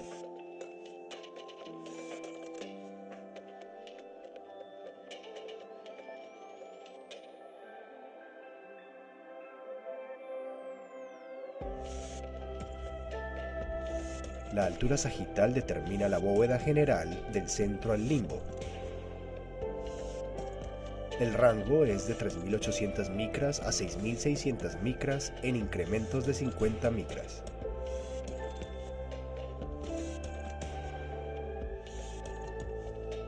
Los valores de la media periferia y zona limbal son ajustes que usted puede realizar dentro de una altura sagital específica para lograr la separación deseada en esas zonas. Los ajustes a los valores M y L no afectan la bóveda central del lente. Pueden modificarse de manera independiente uno del otro y en sentido opuesto cuando así se requiera. El rango de los valores M y L es de menos o más 200 micras en pasos de 25 micras. Para ayudar a ubicar las zonas M y L, los lentes de prueba presentan unas marcas circulares. La facilidad de implementar geometrías oblatas le brindan la posibilidad de controlar cualquier exceso en la separación central. Las geometrías oblatas se derivan de los lentes de prueba problatos regulares. A partir de sus observaciones con el lente de prueba, simplemente especifique uno de los 4 posibles valores de la reducción de la separación central. La reducción de la separación central se limita a una zona de 7.5 milímetros en el centro del lente y no afecta a los otros parámetros que conforman la bóveda del lente. El borde del lente OneFitMed es único y combina curvas con tecnología tangencial para un mejor alineamiento con la conjuntiva. Las modificaciones en el borde se especifican en micras con valores positivos para aumentar la elevación del borde y valores negativos para disminuir la elevación. El rango es de menos o más 250 micras en pasos de 25 micras. Cualquier cambio en el valor del borde no afecta a la bóveda del lente. Cuando se requiera, por la presencia de asimetría conjuntival, se pueden especificar ópticas tóricas o por cuadrantes. Visión nítidamente clara, comodidad y estabilidad excepcional, salud corneal a largo plazo.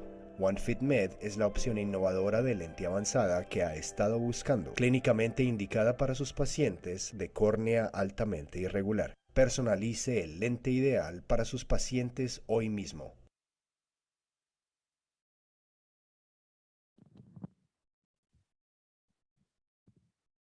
Aquí un poquito también de la explicación de por qué siempre pido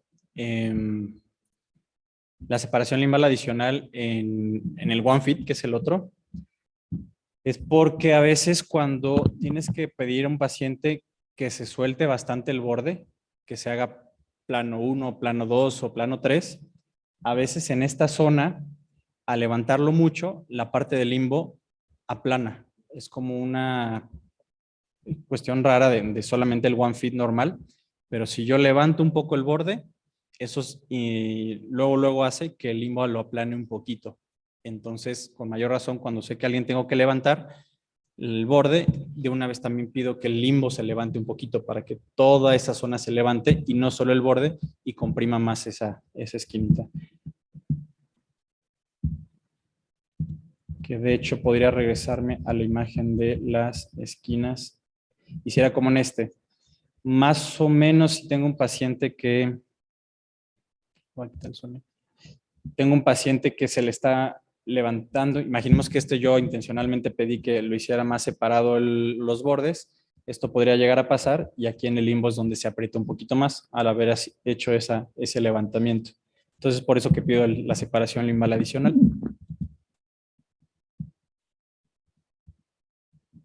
Algunos problemas que podemos decirle al paciente para que resuelva en la casa antes de pensar en hacer válida la garantía, por ejemplo.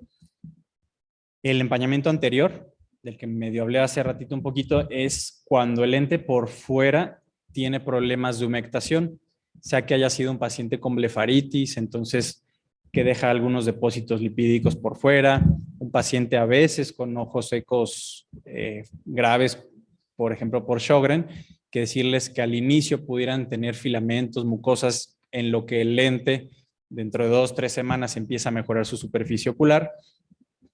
Entonces, para poderlo mejorar, hay que resolver la blefaritis, hay que darle tiempo a esos pacientes con ojo seco o deficiente que el lente empiece a ayudarles. Lo podemos limpiar con jabón y curiosamente quizás hasta incluso mañana los de la empresa. Lo podemos limpiar con detergente para platos del verde, Salvo o Acción, cuando vemos que lo que está sucio es por película grasa, o mejor aún, podemos comprar soluciones acondicionadoras, sobre todo de peróxido de hidrógeno, que acondicionan muy bien la parte externa del lente. Decirles a los pacientes también de ojo seco que la parte debajo del lente con la interfaz líquida va a estar siempre humectada, pero también la conjuntiva se le sigue resecando, por lo tanto tendrá que seguir usando gotas el paciente, aunque menos de las que utilizaba previo al lente escleral. El empañamiento posterior, que lo vemos un poquito hace rato, es cuando va pasando el tiempo y entonces en vez de tener un reservorio limpio, podemos después en el OCT ver cómo ya todo está opaco, que es el midday fogging, o lo podemos ver así con la lámpara hendidura, y es el paciente que dice parpadeo y parpadeo y no me mejora la visión, a diferencia de este, que me pongo mi gota, parpadeo un poco y ya empiezo a ver mejor. Entonces, al paciente, en lo que le llega su nuevo lente, pues le dices que por favor se lo quita a mediodía y se lo vuelve a colocar. Pero podríamos hacer otras cosas. Resolver los problemas de ajuste. Si algún borde está bastante separado, hay que apretarlo. Podemos pedir un lente más delgado o de menor diámetro para que entonces apriete un poquito mejor hacia las esquinas donde la esclera todavía no es muy tórica. Podemos, además de poner solución salina o solución salina balanceada como reservorio, poner un par de gotas, por ejemplo, de hialuronato sin conservador, y al haber un ambiente más viscoso adentro que hacia afuera, no hay un intercambio entre las dos partes, o decirle al paciente retíralo y recolócalo. Generalmente cuando me toca cambiarle al paciente, por la garantía que la tengo que hacer válida, le retengo el lente si veo que es un lente que le está haciendo daño, si veo que está muy apretado y así, pero si no le está haciendo daño y solo un poco de molestias que sí se lo tengo que cambiar, le digo, en cuanto me llegue tu nuevo lente, hacemos el cambio, pero mientras me llega, que son 7, 10 días hábiles, te puedes quedar con esta, no pasa nada. Entonces, en ese tiempo, pues que lo retire y lo recoloque. Otro paciente que no se adaptaba muy bien, pues lo único que tenía es que siempre se lo ponían bastante mal y no retiraba los detritus de las pestañas o cosas que alguien pueda tener durante la mañana, y tenía un cuerpo extraño, que es aquí un hilo rojo. Entonces, por fortuna, no necesito cambio de lente, ¿no? De todo nos puede pasar. Entonces, es un poco árida la teoría, pero con el pasar de paciente a paciente a paciente, vamos comprendiendo cada paso, fijando la atención en lo importante que es la separación al inicio, para que tras 4 horas no tengamos que cambiarle el lente y volver a pasar otras 4 horas. El borde, yo creo que es lo más importante en cuanto a que el paciente le caigamos bien, porque puede estar viendo muy, muy bien, pero si no le acomoda, va a decir que es lo mismo que como su lente de contacto anterior rígido, ¿no? Que también veía muy bien, pero no lo toleraba. Y vamos a ver algunas cosas que van saliendo también de la experiencia, que siempre nos sirven los artículos, sí, que siempre nos sirve la guía del fabricante, sí, pero hay cosas que se salen y que vamos viendo pues paciente a paciente, ¿no? Como lo que le decía de los conos, que aunque la queratometría más plana sea de 44, no va a corresponder el lente. En pacientes con córneas bastante oblatas, como de las radiadas, pues es de ir poniendo a prueba y error uno y otro y otro. Al inicio más o menos ponía 4 lentes hasta llegar al adecuado. Hoy en día en el primero o en el segundo, por fortuna, es como ya me quedan. Pero bueno, y hay que tener bastante paciencia, sobre todo con los pacientes neófitos que nunca han usado lentes de contacto. Siempre me encanta el que dice, no, sí, yo he usado lentes, porque le pones el lente y luego entra la primera, porque ya perdió el miedo al cuerpo extraño, ¿no? Pero en los pacientes que nunca han usado, lograr meter un diámetro de 14.9 y que él se separe bien los párpados, a veces es un poco difícil. Pero pues mañana o pasado con los del curso práctico, podemos ir viendo, ¿no? Que si bien es un poco complicado, para el paciente que es ya su última opción, se termina acostumbrando y quedan bastante contentos. ¿Alguna duda por el momento? Y no sé si aquí en el chat voy a ver. ¿Nos puede compartir la presentación? Sí, por mí, después la puedo dejar, los que vengan en vivo se las puedo pasar en la computadora y los que estén fuera, pues vemos cómo se las hacemos llegar. Y si alguien después adquiere el material, también les dan una serie de trípticos donde viene toda esta información. Sí, una pregunta. ¿Qué parámetros usas para decidir usar el OneFit Med o el OneFit? Antes estaba bastante amarrado de manos con la curva base, porque solo tenía hasta 7, que más o menos equivale a 800 micras. Entonces, algunos conos muy picudos no daban. Le ponía el 7 y ya estaba bastante pegado a la córnea, incluso algunos, y entonces ahí me pasaba el OneFit Med. Es más fácil adaptar el OneFit por su diámetro más pequeño, porque entre más nos vamos afuera en la esclera, hay más toricidad, la esclera no es tan redonda, y entonces los OneFit Med tienden a deslizarse hacia abajo. Entonces en ellos tenemos que pedir que los bordes sean, no sé, en esta zona súper apretados y en esta zona súper flojos, para que entonces el lente se suba. Entonces es un poco más difícil de adaptar. Entonces el OneFit les va a sacar de los apuros en el 95% de los pacientes. Hay otra cosa, antes el OneFit no me dejaba poner nodos y no me dejaba poner separación por cuadrantes. Solo era por meridiano horizontal y por meridiano vertical. Y eso el OneFit Med sí lo dejaba, pero ahora ya los dos te dejan. Nada más completando la pregunta del caballero, lo que quieres decir es ahora con esta caja adicional que tiene el OneFit ya te permite más córneas, ¿no? Más curvas, por ejemplo, en este caso. Entonces, como lo dices, OneFit Med sí es para casos muy específicos. Incluso manejabas tú ahí un 90 y algo % de que los dejabas bien con OneFit, ¿no? Sí, la verdad es que es el más fácil de adaptar, más fácil para el paciente que entre por los párpados, sobre todo los que no han usado lentes. Y quizás el OneFit Med lo reservo para pacientes con los conos cuyos ápices están bastante desplazados. Entonces ahí donde yo puedo jugar más en mover la media periferia 200 micras para arriba, por ejemplo, y que el centro no se mueva tanto, ahí es donde el OneFit Med toma bastante opción. O también en pacientes que he tenido con, por ejemplo, orbitopatías distiroideas, que los párpados todavía no están, no los pueden cerrar bien por la exoftalmos que tienen y todavía no han sido candidatos por el departamento de órbita a hacerles alguna cuestión correctiva estética porque todavía tienen actividad inflamatoria. Entonces en ellos he usado a veces el OneFit Med de diámetros amplios. De por sí es fácil ponérselos porque los ojos los tienen bastante en exoftalmos y los párpados bastante abiertos y les cubro mucho la superficie. Entonces quizás OneFit Med me ayuda mucho a eso, para los de enfermedades de superficie ocular por cuestiones de párpados. En los casos de marginales pelúcidas, ¿también preferías OneFit Med? Esos casos son un poquito dolor de cabeza, porque aunque pongamos el OneFit Med, desgraciadamente lo que le cambiamos de la media periferia no es como por cuadrantes. Entonces, toda la media periferia es la que pongo más avanzada o más corta. Entonces, en esos pacientes, a pesar de moverles la media periferia, generalmente no quedan contentos. Me voy más por el OneFit en ellos y me los tengo un poquito más pegados con eso de andarles viendo cómo está su endotelio, porque evidentemente en la parte inferior van a quedar con una buena separación y en la parte central va a quedar un reservorio líquido bastante más amplio. Ok. Hay otras preguntas por parte del auditorio que lo está viendo de forma virtual. Una de las preguntas eran los diferentes materiales de los que están hechos. Si quieres, ábreme las preguntas que están, por favor. Aquí tengo uno. O si tú las puedes ver de ahí. Sí, aquí las tengo. Las puedo ir viendo. Ujú.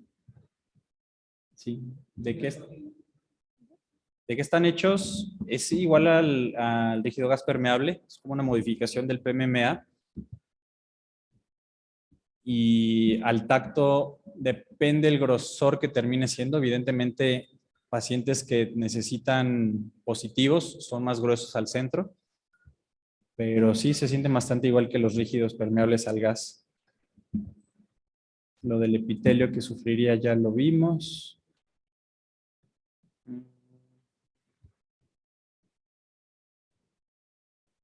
¿No es mejor hacer retinoscopía al momento de sacarla sobre refracción? Sí, o sea, realmente cuando el paciente regresa después de las 3, 4 horas, lo que me gusta más hacer es retinoscopía y paso también el autorrefractor. El autorrefractor, ya como colación, también tomo queratometrías ya sobre el lente. ¿Por qué? Porque estoy poniendo yo un lente que es una curva de, no sé, 46 por 46, 55 por 55, o sea, es un lente esférico. Y cuando a un paciente le tomamos queratometría ya sobre su lente de prueba puesto, después de 3, 4 horas, y nos sale astigmatismo, quiere decir que el lente se está flexando, se está yendo hacia abajo, como una barriga, por ejemplo.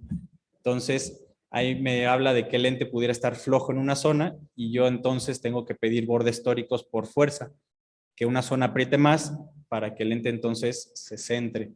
Entonces es importante hacerles, además de retinoscopia, el autoquerato refractómetro, porque si tienes astigmatismos de más de 1, conviene pedir que tu lente tenga bordes tóricos y también ensancharlos del centro, porque eso hace que se centren un poquito más. Y la doctora Roselena está preguntando que si es necesario hacer una microscopía endotelial antes de adaptar este tipo de lentes. Me lo he planteado. Sí, no, depende también de la edad del paciente. Luego me lo planteo porque hay pacientes que me llegan por leucomas y no va a salir la microscopía. Me llegan pacientes con trasplantes y en eso sí definitivamente hago la microscopía antes para tener el conteo de las células endoteliales. En quienes quizás me lo ahorro son en los conos de los pacientes jóvenes. Eso sí empiezo hasta después de un tiempo, al año, a los 2 años. Okay. Entonces, más bien sí individualizo, suponiendo quizás mal, pero suponiendo que en los que deben de tener buen conteo, pues todavía no les tomo una base. Pero eso es porque a veces trato con pacientes quizás de recursos un poco limitados, porque en el mundo ideal conviene tener la base y con esa base ver cada año, cada 2 o los que tengas si va perdiendo endotelio o no. Ok. La doctora Diana Linares pregunta que si se puede recomendar en pacientes que hagan natación. O sea, ¿se puede nadar con ellos? Sí. Algo que muchos pacientes nadadores tienen miedo con sus lentes blandos o con los lentes rígidos es que se les vayan a caer en la alberca y nunca verlos. Estos lentes hacen un poco de succión, tienen presión negativa y es difícil que se salgan. Entonces, para pacientes que tengan natación y de pronto se les mueven un poco los gogles, tengan la confianza de que los lentes no se van a salir. Sin embargo, les tengo que decir que son pacientes que deben de tener los gogles bien puestos todo el tiempo y que al salir de preferencia retiren el lente, limpien, cambien la solución y se lo vuelvan a colocar, porque sabemos que en las albercas se puede gestar, por ejemplo, una infección por acantameba. Entonces, sí es para nadadores, pero que no se quiten los gogles. Ok, y la última pregunta, ¿se pueden adaptar en un paciente con hidrops? Con el hidrops activo, no. Lo que queremos, de hecho, en el hidrops es deshidratar en lugar de rehidratar la córnea. Se intentó un protocolo de llenar lente escleral con... Hiperton. No iba a decir la marca, pero sí. Pero es un ardor impresionante el que siente el paciente. Entonces, hay mejores maneras de tratar el hidrops. Entonces, no. El paciente que les mostré en la plática tuvo un hidrops y le quedó después un leucoma ya cuando resolvió. Y ese paciente no salió la resolución, pero ese paciente de 16 años veía 20/40. Ahorita debe tener 2018, debe tener 5 años, casi 5 años más. Quizás ahorita ya sería buena época para que se haga su trasplante sin tanto riesgo y si es que ya llegó en la lista de su institución. Ok. ¿Alguien más tiene otra pregunta? ¿No? Adelante, doctor.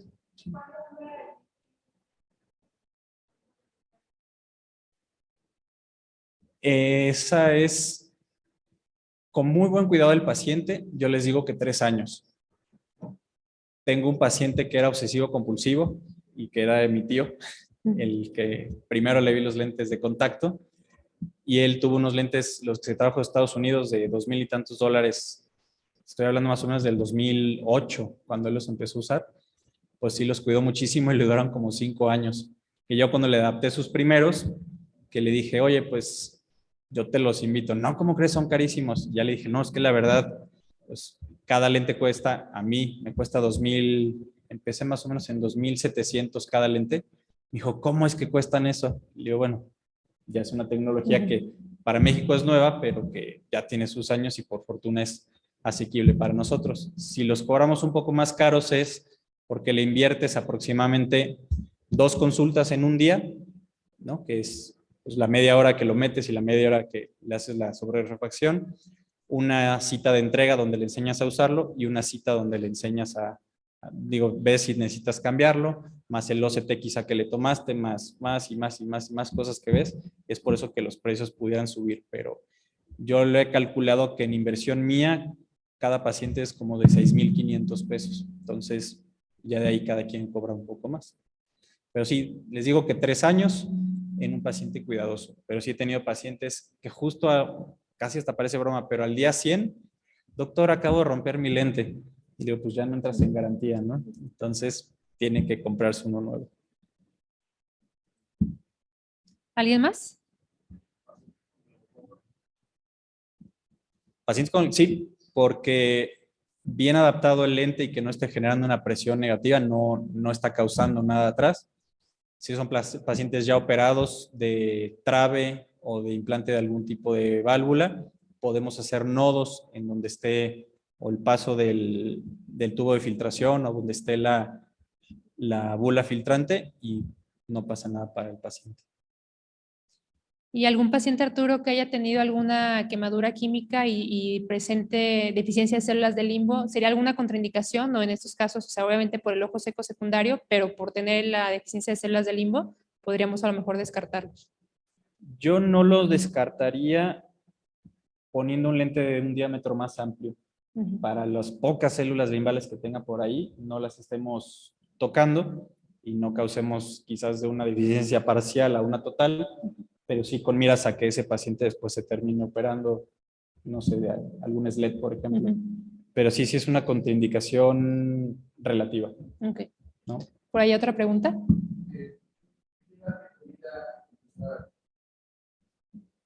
Más bien depende de la cooperación del paciente y depende de las condiciones en donde vive el paciente, de si es rural, si es de ciudad, si es niño, si es niña. Tengo el niño más joven, es de 15 años. La niña más joven, tengo una de 12. Entonces yo sé que la niña en el recreo no va a hacer bastantes locuras por lo que me cuenta la mamá, pero que quizás un niño de 12 años jugando fútbol y haciendo más cosas pudiera no cuidarlo de la manera. Es más relativo a eso que porque esté proscrito en una edad en especial. Y al revés, en adultos mayores, tengo una paciente que tiene 89, le hicieron un trasplante por una queratopatía bulosa y con el lente ve muy bien, pero depende siempre que se lo pongan sus familiares. Entonces, dice que es la más feliz cuando la van a visitar porque se lo pueden poner, ya varios de sus familiares saben, y pues es muy triste cuando no la van a visitar porque ella no se los puede poner. Entonces, sería relativo la edad. Okay. A los que no se los pondría, por ejemplo, tengo muchos niños con síndrome, por ejemplo, de Down, bueno, o adultos, que ya después de un hidrops ya se resolvió y que tengo unas ganas enormes, por ejemplo, de ponerle escleral, pero sé que sería contraproducente, ¿no? Bien. Bueno, pues te agradecemos, Arturo, por esta plática.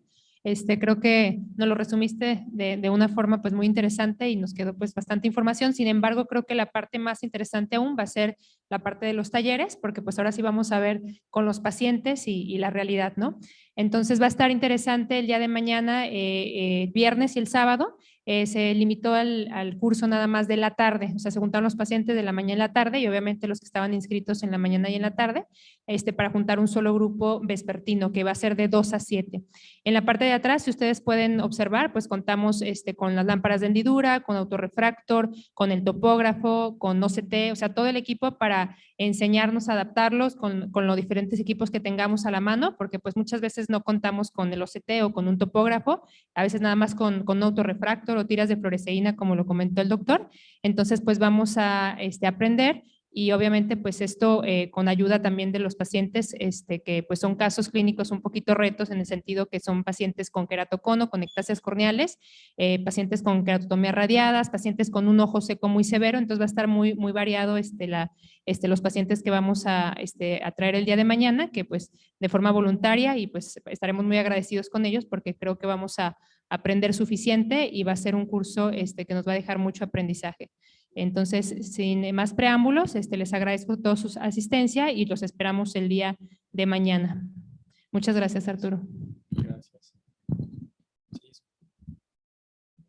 Gracias. Sí, esperemos mañana la típica reacción del paciente de wow. Tuve una paciente que hizo, dije, ¿le duele o algo? No, es que veo mucho. Es la primera paciente que se me queja por ver mucho. Pero bueno, ojalá que... Gracias.